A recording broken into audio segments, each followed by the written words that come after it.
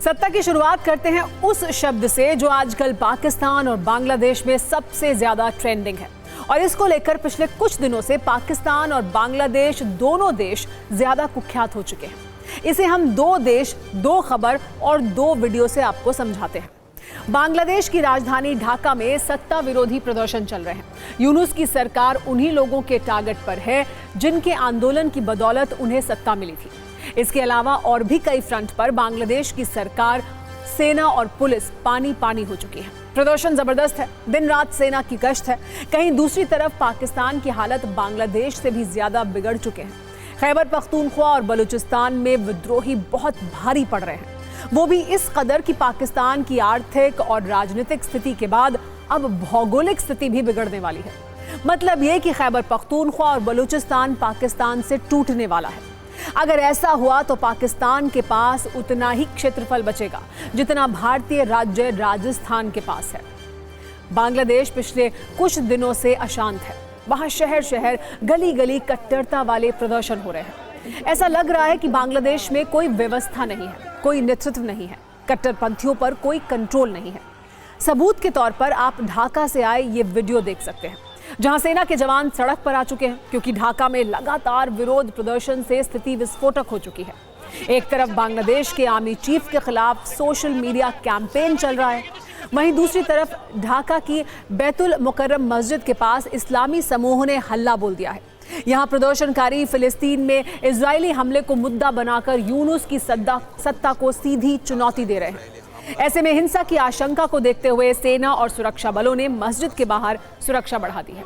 हालात ये हो चुके हैं कि बांग्लादेश की सेना ढाका में सड़कों पर दिन रात गश्त लगा रही है।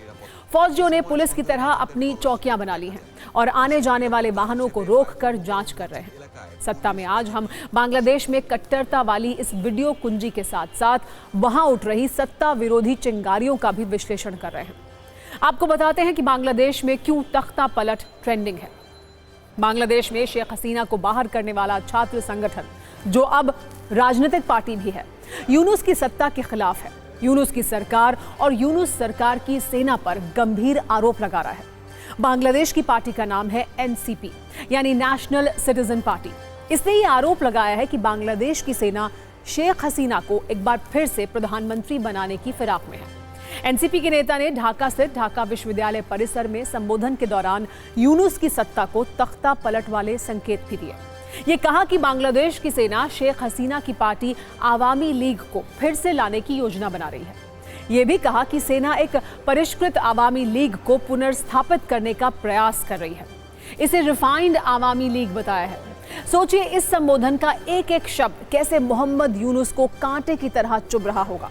हालांकि एनसीपी के आरोपों पर बांग्लादेश की सेना डिफेंसिव मोड में है। सेना की ओर से यह कहा गया है कि यह हास्यास्पद है और ये मनगढ़ंत कहानियां हैं, इनका वास्तविकता से कोई लेना देना नहीं है। लेकिन बांग्लादेश की वास्तविकता क्या है, ये नए नए वीडियो बता रहे हैं।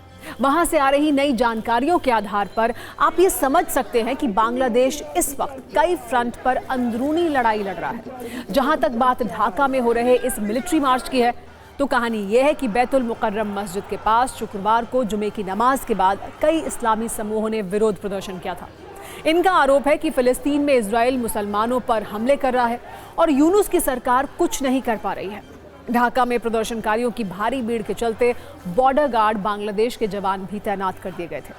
बिगड़ते हालात पर बांग्लादेश के आर्मी चीफ को डिविजनल कमांडर्स की बैठक भी बुलानी पड़ी। हालांकि सेना का यह भी कहना है कि यह नियमित कार्रवाई है।